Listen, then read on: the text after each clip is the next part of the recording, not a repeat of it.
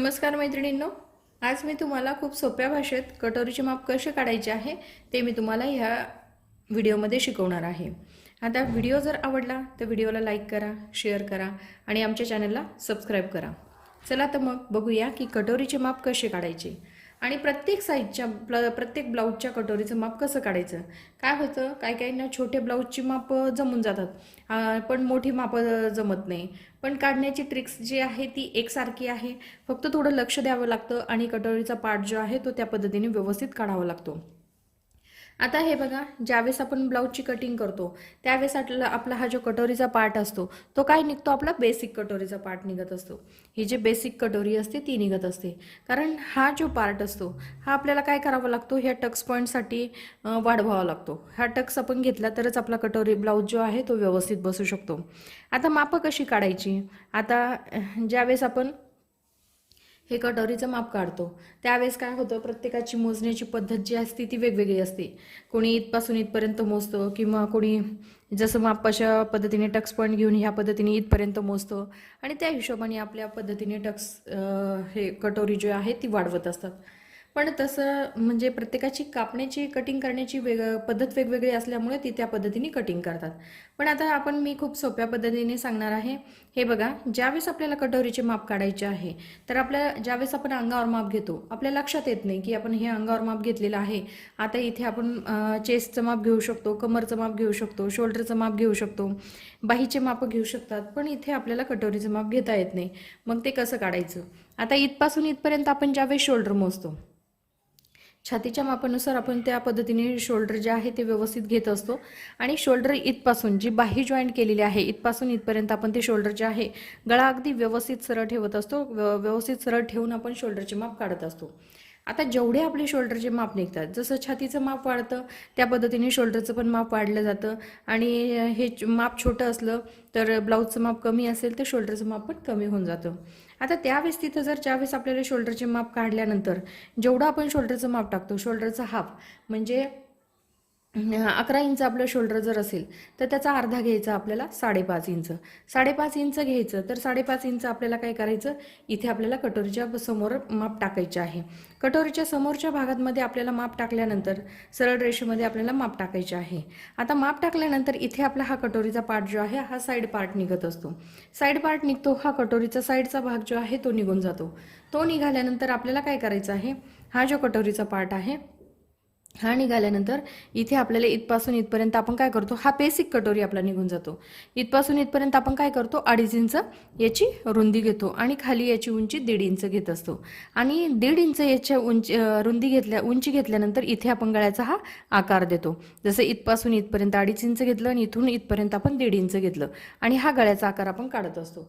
आता हा गळ्याचा आकार काढल्यानंतर इथे आपण काय करणार, सरळ रेषेमध्ये एक सरळ रेष देणार। आता हा एक बेसिकचा निघाला, इथे एक लाईन निघाली, 2.5 इंचाची रुंदी निघाली, 1.5 इंचाची उंची निघाली, हा गळा पण निघून गेला आणि हा इथे आपण एक सरळ रेष मारलेली असते आणि त्या पद्धतीने आपला हा कटोरी जो आहे बेसिक निघालेला असतो। त्यानंतर आपल्याला काय करतो, ज्यावेळेस आपले एवढे माप निघतात, समजा हे 5 इंच आहे किंवा 6 इंच आहे, 6 इंच जर असेल तर त्याचा सेंटर काढायचा 3 इंच, मग 3 इंचावर एक मार्किंग करून खाली 1.5 इंच घ्यायचं। खाली 1.5 इंच घेतल्यानंतर इथपासून इथपर्यंत आपल्याला 1.5 इंच टक्स पॉईंटसाठी घ्यायचं। 1.5 इंच टक्स पॉईंटसाठी घेतल्यानंतर इथून इथं 1.5 इंच टक्स पॉईंटसाठी घेतल्यानंतर हे माप किती आहे, 6 इंच, त्याचा अर्धा किती होतो, 3 इंच। मग अर्धा जर 3 इंच होतो तर ह्या 1.5 इंचाच्या पुढे आपल्याला 3 इंच घ्यावं लागतं। 3 इंच घेतल्यानंतर त्यामध्ये आपल्याला एक्स्ट्रा मार्जिन घ्यावं लागतं आणि इथे पण थोडंसं एक्स्ट्रा मार्जिन घेऊन इथे आपल्याला हे जॉईंट करायचं आहे।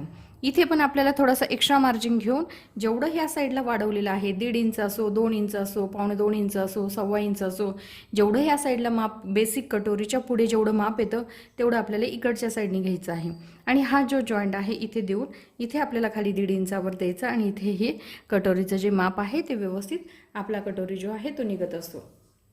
पण ज्यावेळेस आपण छातीच्या मापानुसार कटोरीचे माप काढतो त्यावेळेस आपल्याला काय करायचं, जे शोल्डर असतात ते शोल्डर पूर्णपणे व्यवस्थित मापायचं।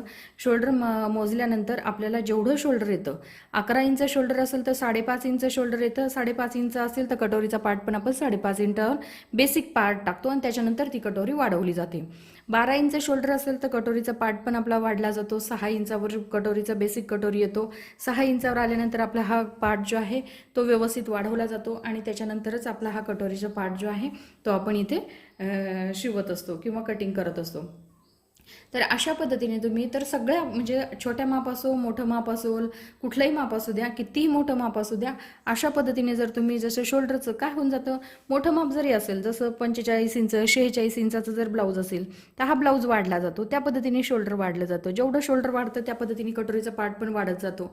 वाढल्यानंतर तो बेसिक कटोरी निघून जातो आणि आपल्याला मोठा पार्ट जो आहे तो कटोरी जो पार्ट वाढवावा लागतो आणि त्यानंतर आपला कटोरी जो आहे तो व्यवस्थित येऊन जातो. अशा पद्धतीने जर तुम्ही व्यवस्थित केलं तर तुमची कुठलीही कटोरी कुठल्याही मापाचं ब्लाऊज जे आहे ते चुकणार नाही. आपली कटोरीचं माप पण व्यवस्थित येईल आणि त्या पद्धतीने तुम्हाला करायचं. आता कधी कधी काय होऊन जातं, कोणी म्हणतं छोटी कटोरी होते, कोणी म्हणतं माझी खूपच मोठी कटोरी होते. असं नाही. ज्यावेळेस आपण जे बेसिक माप काढतो, बेसिक मापाच्या नंतर आपण जे कटोरीचं पार्ट वाढवत असतो, वाढवल्यानंतर आपण हा टक्स पॉईंट देत असतो.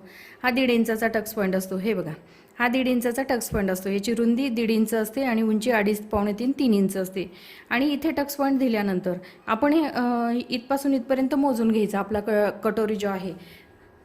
इथे आपल्याला हे जॉईन करण्याच्या पहिले आपल्याला हा कटोरीचा पार्ट जो आहे तो मोजून घ्यायचा. मोजून घेतल्यानंतर आपल्याला काय करायचं, हा आपला वाढव येत असतो. तर इथे आपल्या शिवणामध्ये इकडून थोडंसं शिवणामध्ये जातं आणि इकडून शिवणामध्ये जातं. मोजल्यानंतर आपल्या लक्षात येऊन जातं की शिवल्यानंतर हे एवढं एक्स्ट्रा आहे, तर आपलं हे इकडून पण शिवणामध्ये जाणार आहे आणि इकडून पण शिवणामध्ये जाणार आहे. तर आपला हा जो कटोरी आहे तो एकदम व्यवस्थित बसणार आहे. जर कदाचित काय होतं, कधी कधी छातीचं माप जर कमी असेल, कधी कधी काय होतं, हा ब्लाऊज तो मोठा वाटतो पण छातीचा पार्ट जो आहे तो कमी असतो. तर मग त्यावेळेस काय करावं लागतं, ज्यावेळेस आपण हे माप आपली कटोरी मोठी निघाली तर ज्यावेळेस जॉईंट करतो त्यावेळेस आपल्या ब्लाऊजच्या कटोरीवरून मोजून घ्यायचं आणि हलकासा राऊंड शेप देऊन घ्यायचा. ती कटोरी जी आहे ती मापात व्यवस्थित करून घ्यायची. ती मोजून घ्यायची किती आहे, टक्स पॉईंट दिल्यानंतर किती भरते, इकडं शिवण्यासाठी थोडी ठेवायची, इकडं शिवण्यासाठी ठेवायची आणि माप मोजून घ्यायचं. एकदम आपलं कटोरीचं माप निघत असतं. मोठी वाटत असेल तर तुम्ही हलकंसं थोडीशी कटिंग पण साईड कटिंग करू शकता.